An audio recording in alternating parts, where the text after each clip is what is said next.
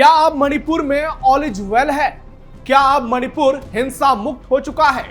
क्योंकि करीब 1 साल तक राष्ट्रपति शासन लागू रहने के बाद अब मणिपुर में एक बार फिर बीजेपी सरकार बन गई है और बीजेपी के युमनाम खेमचंद सिंह प्रदेश के नए मुख्यमंत्री बन गए हैं।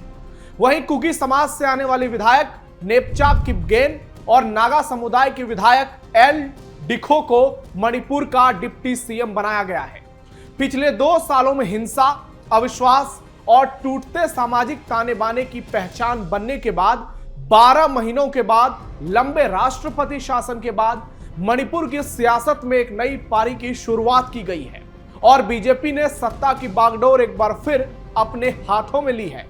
नरेंद्र मोदी ने एक बड़ा मास्टर स्ट्रोक खेला है, लेकिन अवसर से ज्यादा चुनौतियां हैं और जवाब से ज्यादा सवाल है। सामने 2027 का विधानसभा चुनाव भी है और शांति की सबसे बड़ी चुनौती भी। नमस्कार, टर्निंग पॉइंट में आपका स्वागत है। मैं हूं नवेंदु शेखर झा और आज बात करेंगे मणिपुर की, मणिपुर में बीजेपी सरकार की और सरकार के सामने चुनौतियों की पहाड़ की। वीडियो बहुत शानदार होगी, लास्ट तक जरूर देखिएगा। 12 महीने बाद मणिपुर में एक बार फिर बीजेपी सरकार। युमनाम खेमचंद सिंह बने मणिपुर के नए मुख्यमंत्री।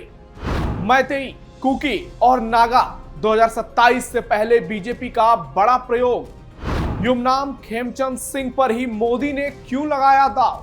मणिपुर नॉर्थ ईस्ट का एक अहम राज्य, भारत का एक अहम प्रदेश, एक बॉर्डर स्टेट, जहां अगले साल यानी 2027 में विधानसभा चुनाव होने वाले हैं। बीरेन सिंह के खिलाफ माहौल नकारात्मक हो गया था, इसलिए पार्टी को वीरेन सिंह जैसे एक नेता की तलाश थी, वीरेन सिंह के विकल्प की तलाश थी और इस परिस्थिति में खेमचंद सिंह से बेहतर कोई और ऑप्शन नहीं था। ऐसी बड़ी बड़ी बातों के बीच आखिरकार खेमचंद सिंह को मणिपुर का मुख्यमंत्री बना ही दिया गया।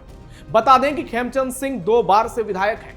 2017 और 2022 में मणिपुर के सिंगजामई सीट से चुनाव जीते हैं। 2017 में वो मणिपुर विधानसभा के स्पीकर बनाए गए थे और पूरे 5 साल इस पद पर रहे। इसके बाद 2022 के विधानसभा चुनाव में बीरेन सिंह की सरकार की बम्पर जीत हुई और इनको फिर से सरकार में बड़ी जिम्मेदारी दी गई। मंत्री बनाया गया।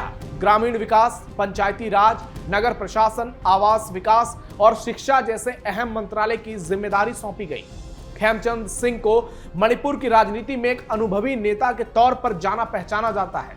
इसी अनुभव के चलते बीजेपी आलाकमान ने उन्हें मणिपुर के सीएम की कुर्सी सौंपने का बड़ा फैसला किया। बीरेन सिंह की जगह पर युमनाम खेमचंद सिंह को मणिपुर की सत्ता की कमान सौंपने के पीछे आरएसएस फैक्टर भी माना जा रहा है, क्योंकि आरएसएस में इनकी पकड़ बहुत तगड़ी है। पूर्वोत्तर में मणिपुर बीजेपी और संघ दोनों के लिए राजनीतिक और वैचारिक दोनों रूप से बेहद अहम है। खेमचंद सिंह मैतेई समुदाय से आते हैं, लेकिन उन्हें लिबरल मैतेई नेता माना जाता है। मैतेई समुदाय में उनकी शानदार पकड़ है। इसके साथ साथ कुकी और नागा समुदाय के बीच भी उनकी अच्छी खासी स्वीकार्यता भी है। आपको बता दें कि हिंसा के बाद कुकी समुदाय के राहत शिविर का दौरा करने वाले एकमात्र मैतेई नेता खेमचंद सिंह ही हैं, जो प्रदेश के मुख्यमंत्री हैं। दिसंबर 2025 में नागा बहुसंख्यक उखरूल जिले के एक कुकी गांव में एक राहत शिविर का दौरा करने के बाद खेमचंद सिंह और भी पॉपुलर हो गए और तमाम लोगों के बीच इनकी जो स्वीकार्यता है, इनकी जो छवि है, इसीलिए पार्टी आलाकमान ने इन पर भरोसा जताया है। आपको बता दें कि एन वीरेन सिंह को एक आक्रामक मैतेई नेता के रूप में जाना जाता है, जबकि खेमचंद सिंह एक लिबरल नेता के तौर पर जाने जाते हैं। कहा जाता है कि इनकी पकड़ हर जाति में है, हर समुदाय के लोगों से इनकी अच्छी खासी ट्यूनिंग भी है। ऐसे में खेमचंद सिंह के सामने बहुत सारी चुनौतियां होंगी, लेकिन सबसे बड़ी चुनौती होगी कि तमाम जातियों को साधकर, तमाम समुदायों को साधकर सरकार चलाया जा सके, जिसमें मुख्य समुदाय मैती, कुकी और नागा, क्योंकि अगले साल चुनाव भी हैं और यह प्रयोग बीजेपी के लिए बहुत बड़ी चुनौती भी है। बीजेपी सरकार के सामने चुनौतियों का पहाड़। खेमचंद सिंह की अगुवाई में प्रदेश में एक बार फिर से बीजेपी की सरकार बनी है, लेकिन सरकार के सामने कई चुनौतियां हैं। प्रदेश में अभी भी सामाजिक विभाजन है। विस्थापित लोग राहत शिविरों में हैं। पहाड़ी और घाटी इलाकों में आवाजाही सीमित है। सारे हथियार जमा नहीं हुए हैं। जिसके चलते तमाम समुदायों के बीच अविश्वास है। ऐसे में खेमचंद सिंह जैसे लिबरल नेता मैतेई समाज को, कुकी समाज को और नागा समाज को एक साथ जोड़ पाएंगे, बड़ी चुनौती होगी। लिबरल नेता को मुख्यमंत्री, एक मैतेई लिबरल नेता को मुख्यमंत्री और एक कुकी और एक नागा को डिप्टी सीएम बनाकर बीजेपी ने प्रदेश में संतुलन साधने की कोशिश की है। उसकी अग्नि परीक्षा 2027 के चुनाव में होगी और उसका परिणाम भी मिलेगा। मैतेई समाज से आने वाले खेमचंद सिंह के रिश्ते कुकी और नागा दोनों से बेहतर बताए जाते हैं और पार्टी ने इसी मैसेज को कन्वे करने की कोशिश की है कि सभी समुदायों को मणिपुर में हक दिया जा रहा है। विधानसभा चुनाव 2027 में है, 1 साल का लगभग वक्त बचा है। नई सरकार को लोगों का भरोसा जीतना होगा। मणिपुर में फिर पुनर्वास, रास्ते खोलना, संवाद और सुरक्षा में पारदर्शिता बनाना होगा। राष्ट्रपति शासन से प्रदेश में कुछ हद तक शांति लौटी है। कहें तो एक बड़ी व्यवस्था में बदलाव हुआ है, शांति कायम हुई है। पहले के मुकाबले हिंसा में काफी कमी आई है। ऐसे में उसे कायम रखने की एक बड़ी चुनौती मुख्यमंत्री के सामने होगी। इतना ही नहीं, मणिपुर के बिगड़े सियासी समीकरणों को दुरुस्त करने के साथ साथ 2027 में सत्ता की हैट्रिक लगाने की एक बड़ी चुनौती होगी। अब देखना यह होगा कि खेमचंद कैसे इसे पूरा करते हैं, क्योंकि मणिपुर में बीजेपी बेहद मजबूत है। पार्टी लगातार 2 बार से विधानसभा चुनाव जीत रही है और कांग्रेस बैकफुट पर जा चुकी है। लेकिन मणिपुर में पिछले साल जो हिंसा हुई, उसके बाद कांग्रेस ने इसे पूरे देश के तौर पर एक बड़ा मुद्दा बनाया और राष्ट्रीय स्तर पर राहुल गांधी से लेकर तमाम बड़े कांग्रेस नेताओं ने संसद से लेकर सड़क तक मणिपुर को लेकर जोरदार प्रदर्शन किया। राहुल गांधी मणिपुर भी गए, प्रधानमंत्री को लेकर सवाल भी उठाए। बीजेपी और कांग्रेस, कहें तो सत्ता पक्ष और विपक्ष के बीच जबरदस्त वार पलटवार का सिलसिला देखने को मिला। संसद में भी दोनों पार्टी आमने सामने आ गई। प्रधानमंत्री ने जब मणिपुर मुद्दे पर बोलना शुरू किया तो कांग्रेस ने सदन का बायकॉट कर दिया। स्थिति इतनी बदतर हो गई थी कि राष्ट्रपति शासन के बावजूद बीजेपी और कांग्रेस में मणिपुर को लेकर टकराव भीषण हो गया था और आखिरकार 12 महीने बाद बीजेपी ने एक बड़ा फैसला लिया। बीजेपी ने पार्टी के पुराने नेता को वहां की कमान सौंपी और उन्हें जिम्मेदारी दी है कि अब तमाम समुदायों को एकजुट करके मणिपुर में शांति स्थापित करनी ही पड़ेगी, नहीं तो अगले साल विधानसभा चुनाव में पार्टी को बहुत दिक्कतों का सामना करना पड़ सकता है। हालांकि अभी जो स्थिति है वहां, उसके मुताबिक एक तरफ मैतेई समाज है, दूसरी तरफ कुकी समाज है। ऐसे में सत्ता बीजेपी से बहुत ज्यादा दूर जाती हुई नहीं दिख रही है, लेकिन सत्ता में मजबूती से बने रहने के लिए बीजेपी को आने वाले 12-13 महीनों में कोई बड़े फैसले लेने होंगे। कई बड़े फैसले, गंभीर फैसले लेने होंगे और विपक्ष की जुबान पर लगाम लगाना होगा काम को देखकर। मणिपुर विधानसभा में बीजेपी का दबदबा। मणिपुर के नए सीएम खेमचंद सिंह का रिश्ता प्रदेश के पूर्व सीएम बीरेन सिंह के साथ बेहतर है। खेमचंद सिंह 2002 में बीरेन सिंह के साथ डेमोक्रेटिक रेवोल्यूशनरी पीपल्स पार्टी से जुड़े और नागा समूह के खिलाफ आंदोलन किया। तब बीरेन सिंह सीएम बन गए, लेकिन खेमचंद ने अपना राजनीतिक सफर बीजेपी से शुरू किया। 2013 में बीजेपी का उन्होंने दामन थामा, 2 बार पार्टी से विधायक बने, मंत्री बने, स्पीकर बने और अब प्रदेश के मुख्यमंत्री। मणिपुर विधानसभा में कुल 60 सीटें हैं। बीजेपी के पास फिलहाल 37 विधायक हैं। अपने 2022 के विधानसभा चुनाव में पार्टी ने 32 सीटों पर जीत दर्ज की। इसके बाद जेडीयू के 5 विधायक बीजेपी में शामिल हो गए। 1 सीट से विधायक जो जीते थे उनकी मौत हो गई। इस तरह बीजेपी के पास अभी पूर्ण बहुमत है। इसके अलावा पार्टी को एनपीएफ के 5, जनता दल यूनाइटेड के 1 और 3 निर्दलीय विधायकों का भी समर्थन हासिल है। कुल मिलाकर एनडीए के पास फिलहाल 46 विधायकों का समर्थन है, जबकि विपक्ष के पास केवल 14 विधायक हैं, जिसमें एनपीपी के 7, कांग्रेस के 5 और केपीए के 2 विधायक। यानी विधानसभा में भी बीजेपी विपक्ष पर बहुत भारी है और जो समीकरण है, कहा जा रहा है कि आने वाले चुनाव में वो बहुत ज्यादा नहीं बदलेगा।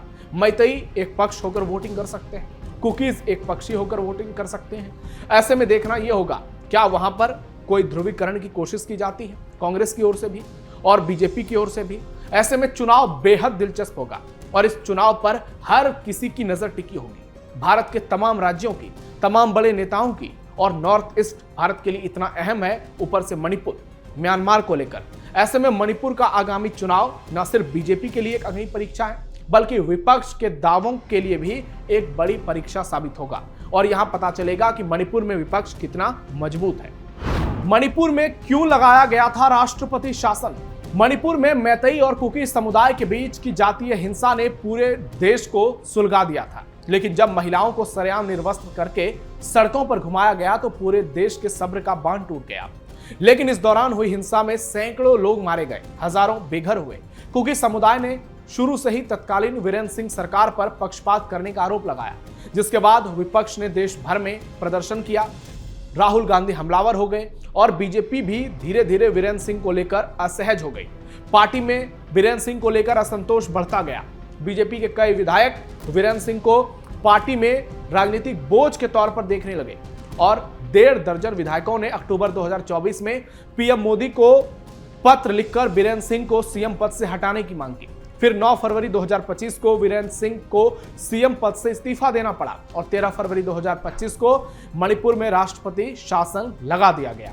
संविधान के मुताबिक राष्ट्रपति शासन 1 साल से ज्यादा नहीं चल सकता, इसलिए बीजेपी के लिए नई सरकार का गठन बेहद जरूरी था। ऐसे में पहले मंगलवार को बीजेपी ने विधायक दल की बैठक की और इसमें खेमचंद सिंह को पार्टी का नेता चुना गया, विधायक दल का नेता बनाया गया और 4 फरवरी यानी बुधवार को वो मणिपुर के नए मुख्यमंत्री बन गए। भारत की आत्मा है नॉर्थ ईस्ट का मणिपुर।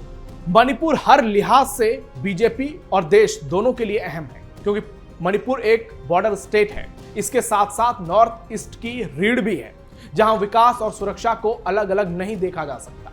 राष्ट्रपति शासन के बाद बनी नई सरकार के सामने सबसे बड़ी चुनौती यही है कि मणिपुर में शांति व्यवस्था स्थापित की जाए, विकास को बढ़ाया जाए, विकास स्थापित किया जाए, क्योंकि 2027 का विधानसभा चुनाव अब हर फैसले की दिशा तय करेगा, मणिपुर की भविष्य तय करेगा। सत्ता पक्ष यानी बीजेपी ने मैतेई, कुकी और नागा समुदाय के संतुलन के जरिए भरोसे की राजनीति का एक बड़ा दांव खेला है और उसकी रणनीति पुनर्वास, कनेक्टिविटी, बॉर्डर सिक्योरिटी और रोजगार के जरिए स्थिर मणिपुर का नैरेटिव खड़ा करने की होगी। वहीं विपक्ष हिंसा, विस्थापन, सामाजिक विभाजन और सरकार की जवाबदेही को चुनावी मुद्दा बनाकर जनता के बीच जाने की कोशिश करेगा और राहुल गांधी को इसमें महारत हासिल है। ऐसे में दोनों पक्षों से जबरदस्त माहौल बनाया जाएगा। कुल मिलाकर 2027 का चुनाव मणिपुर में सिर्फ सत्ता की लड़ाई नहीं, बल्कि यह भी तय करेगा कि यह बॉर्डर स्टेट अस्थिरता से निकलकर विकास और विश्वास की नई राह पर बढ़ता है या नहीं। वैसे आपको बता दें कि मोदी सरकार बनने के बाद नॉर्थ ईस्ट में विकास का काम लगातार तेजी से आगे बढ़ रहा है और मणिपुर में भी उसमें शामिल है। मणिपुर में भी हर दिन विकास की नई तस्वीर लिखी जा रही है। अब देखना यह होगा कि आने वाले 12 महीनों में खेमचंद सिंह की सरकार मणिपुर को आगे बढ़ाने के लिए क्या क्या बड़े बड़े कदम उठाती है और मणिपुर को शांत कैसे रखती है। इस खबर में फिलहाल के लिए इतना है। हमारे इस वीडियो को लाइक कीजिए, शेयर कीजिए और चैनल को सब्सक्राइब जरूर कीजिए। टर्निंग पॉइंट के लिए आपका धन्यवाद।